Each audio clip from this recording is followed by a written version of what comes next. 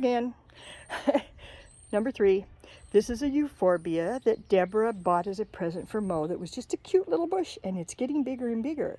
I don't think it's going to get too big, but it's so adorable and so regular. Mo likes nice regular things, so it's a perfect plant for her. It's been a cool spring, so our pansies just came back from plants from last year, and the alyssum came back from plants from last year. Of course, the yellow columbine is starting to come into full bloom, and it just takes over. So I might have to pull some of them out because they just get kind of crazy. This is silly. This is orange poppies that were at Mo's apartments, and we brought them, and they sort of half grow, but they do manage to send up a flower or two every year. And then these are Stella d'Oro, one of my favorite daylilies, which blooms most of the summer. And then this little beautiful maple, which I have the name of it written down inside, and I've forgotten it. But Mo loves this one because it's so round and regular and globular, and it's not all airy. Like, you know, if you look at this one, it's more loose and airy, which I like. And you look at this one, it's more globular, which Mo likes. So we have both. And they both stay pretty nice and red over the summer. There's a spirea that used to be quite small. That was one we had in Rocky Point that didn't like it out behind the RV shed, and we brought it here and it goes crazy. And this is a bush I'm going to have to trim that actually hides the gas meter, which is nice. There's a laurel that's a different kind of laurel than the one on the other side. I love it. It's so tight and so green. And then our Pieris japonica. That's what that other one was. I couldn't think of the name. This is the one that has the beautiful pink leaves in the spring. And it's one of my favorite plants that I see around town, and I'm so happy I've finally been able to grow one. I've tried for many years. And this is our thyme walkway, which did really well last year, and I put weed and feed on the grass. Oops. And I hurt the edge of that somehow. I thought I was being careful, but it must have run. So, walking up the walkway, I've decided to finally quit trying to put flowers in this hot, dry spot.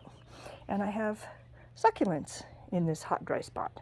And they seem to be doing just fine in that condition. Here's all the fun rocks. Oh, and look there. That's a baby from the euphorbia. And those are all the tumbled rocks that Melody made. I had them all arranged in rainbow colors, but I think I have to redo that every year because they get all disturbed and things move around. But there's so many pretty rocks in there. And there's one of my favorite plants. All of our primroses did really well this year. But in this spot, they get so hot and so dry that in summertime, when it starts getting really hot in July, I actually have to lift them. Now here, I have to get Mo out here. Here's the moles chewing on the daffodils again. This is a winter Daphne that bloomed very early and smelled wonderful. I cut her back pretty hard this year, trying to get her a little bushy.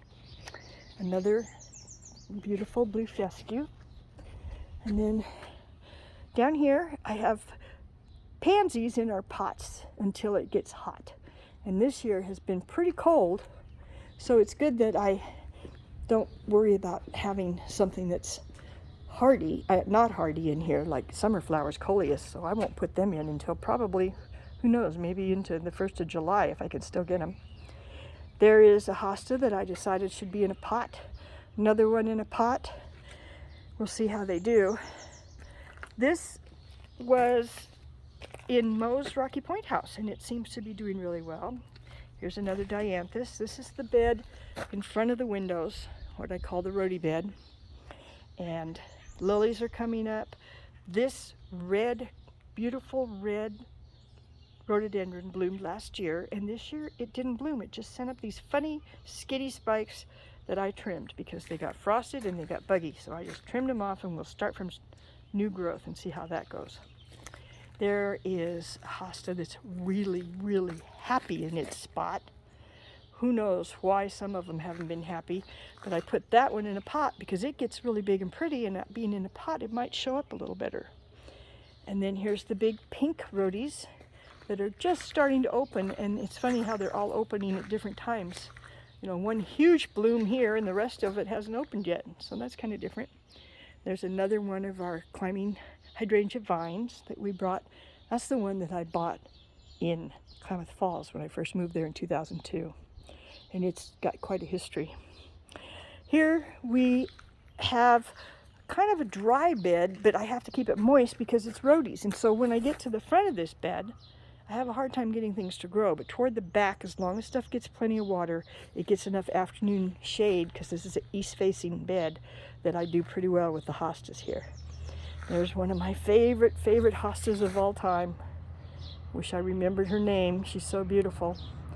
And here is another favorite plant that I coveted for years, and now I finally have one, which is a double file viburnum, where the flowers grow on the tops of the branches like lace caps.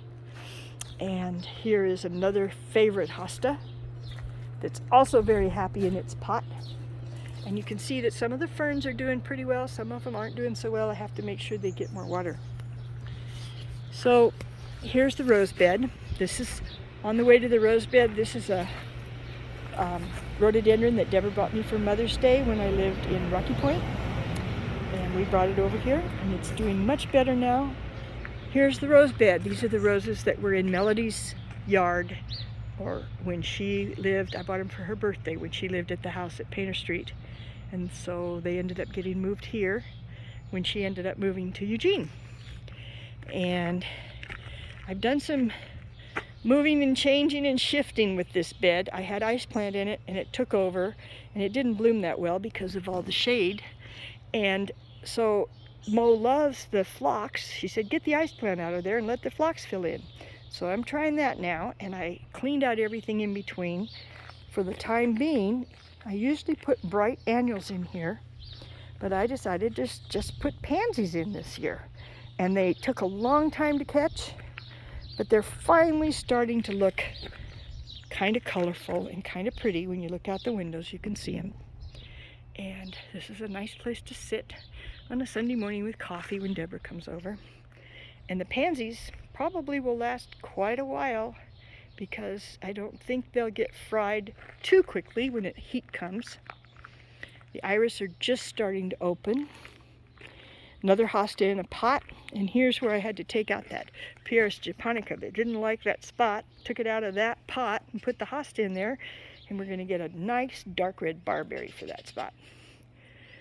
So as far as the rest of the yard goes, it's country. It's not formal. It's informal and comfortable. There's grass growing among the iris. I can't keep it all out all the time. And we have kind of a fun flower bed up here by the entry, where we planted a little dogwood, and we're hoping that in our lifetime it will get to be one of those giant clouds of pink like we see all over town. And I have peonies. Tulips did beautiful this year. Mo's valerian has completely taken over. It's very wild. And there is the lilac that was here when we bought the property. It used to bloom, it quit blooming, but this year it's finally caught up and is blooming again. Had big flowers. It was really fun.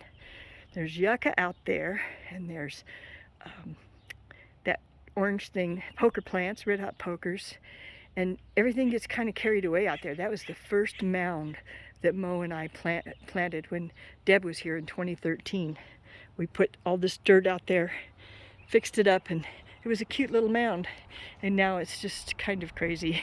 I have a hard time keeping it tame. This is the zebra grass that gets to be at least 8 feet tall that we used to have out on the mound, but we brought it in so it wouldn't block the stop sign. And these are some of the iris that Mary Ruth and Gerald gave to us that we'll see when they open up. You can see how happy the daffodils were this year. They have huge foliage. Everything is so happy. And look, the ants are here, which means that the buds are going to open soon on the peonies. So the red peony and the dark pink peony are fine, but I guess this is the Kansas here, the hot pink one, and Sarah Bernhardt, the medium pink one. The red one, I don't remember the name of it, but it hasn't bloomed for me yet, so I'm not quite sure what that's all about. And there was what's left of the mound. It's still kind of pretty, but it is definitely overgrown. It takes a lot of management. Here we have another annual pot that I put bright red petunias in. And I think the petunias are gone.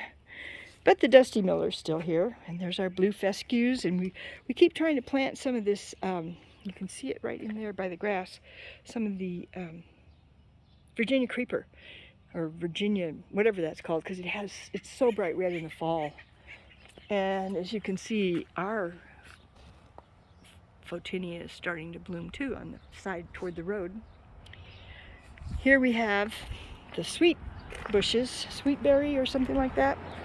And they were little tiny things, and they got kind of pretty and big, and Mo wanted me to trim them, so I trimmed them this year so that they'll get bushier. They'll be more smooth and rounder and bushier and not all crazy wild with their foliage going in all directions. So these little guys do really well. I think they were a good choice for that spot. And we'll see how they do next year. Now here is my tree from Deborah, another Japanese maple that is a bloodgood. This one is a little better than the other one. It stays redder, it's younger. It's going to take a while to catch, I think, and it does like to lean toward the sunshine. So it's not growing quite as fast. It was big when we got it, pretty good size when we got it, but we'll see how she does. She's going to do better and better, I think, as she catches. It's, you know, it takes a while for these trees to catch. So I think I covered it all. Happy house, happy home.